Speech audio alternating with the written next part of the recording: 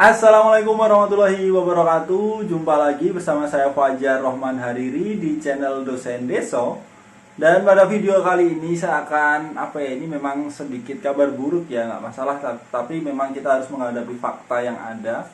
Jadi beberapa hari yang lalu itu kan memang muncul isu di mana CPNS guru ditiadakan dan semuanya dialihkan ke P3K. Terus sempat live di Kemendikbud RI, Bu Sri Mulyani menyampaikan kalau tidak ada ada alokasi untuk CPNS gitu kan. Terus ada lagi muncul kayak surat itu ya, di mana semua yang CPNS itu dialihkan ke P3K. Nah, kebenarannya seperti apa? Ya ini sedikit kabar buruk sebenarnya teman-teman, untuk teman-teman yang formasi guru. Jadi hari ini tadi Kemenpan RB itu melakukan live di YouTube. Jadi YouTube-nya ini saya bikin ini proses live-nya masih berjalan.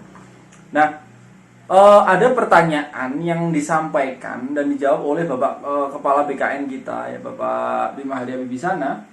Beliau itu ada yang nanya kan, pertanyaannya adalah apakah memang benar bahwa untuk CPNS guru ditiadakan, semuanya dialihkan ke P3K. Nah, jawaban beliau seperti ini teman-teman.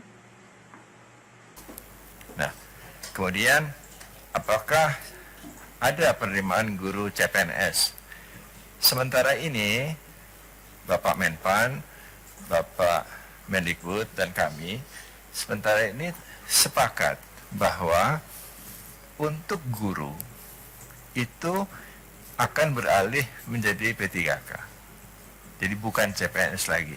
Ke depan mungkin kami tidak akan menerima guru dengan status CPNS, tapi pegawai pemerintah dengan perjanjian kerja. Kenapa? Karena kalau CPNS setelah mereka bertugas 4-5 tahun, biasanya mereka ingin pindah lokasi. Dan itu menghancurkan kemudian sistem distribusi guru secara nasional. 20 tahun kami berusaha menyelesaikan itu, tapi tidak selesai dengan sistem PNS. Jadi ke depan sistem ini akan diubah menjadi P3K. Demikian juga untuk tenaga kesehatan, dokter dan lain-lain, penyuluh itu juga akan statusnya P3K. Sebenarnya best practices di negara-negara maju juga melakukan hal yang sama. Jumlah P3K di negara maju itu sekitar 70-80% dibandingkan PNS-nya hanya 20%. Dan untuk hal-hal yang bersifat pelayanan publik, status kepegawaian para penyelenggaranya adalah P3K. Jadi ke depan ini jumlah P3K di Indonesia harusnya akan lebih banyak dibandingkan jumlah PNS. Demikian yang dapat kami sampaikan, Pak Menteri. Terima kasih. Nah, itu tadi ya teman-teman jawaban dari Bapak Bima Hadi Wibisana mengenai untuk formasi CPNS ke depannya. Jadi memang mau nggak mau ya memang kita harus hadapi bahwa semuanya akan dialokasikan ke P3K. Alasannya itu tadi dikarenakan memang selama ini teman-teman mungkin ada yang sudah keterima CPNS, terus ternyata setelah berapa tahun pindah. Mungkin strateginya kan kadang di daerah yang pedalaman atau terpencil, kemungkinan untuk keterimanya gede kan gitu, dia keterima terus berapa tahun dia pindah. Nah, itu akhirnya menyebabkan distribusi guru tidak merata, dan itu tidak permasalahan yang memang dihadapi oleh pemerintah gitu. Akhirnya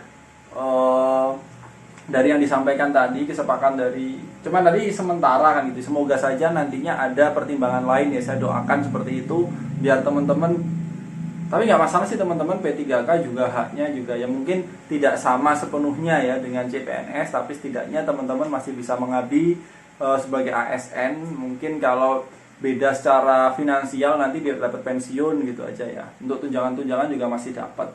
Ya, tetap semangat teman-teman ya, jangan berkecil hati, tetap persiapkan diri dengan baik. Meskipun P3K itu formasinya nanti banyak, tapi ya tetap harus bersaing dengan orang yang banyak juga. Jadi ya fakta yang mungkin agak pahit yang memang harus kita hadapi seperti itu. Jadi ya tetap semangat lah, tetap semangat. Rezeki tidak hanya dari teman-teman jadi ASN, jadi PNS, ya bisa jadi P3K, bisa jadi dari yang lain gitu.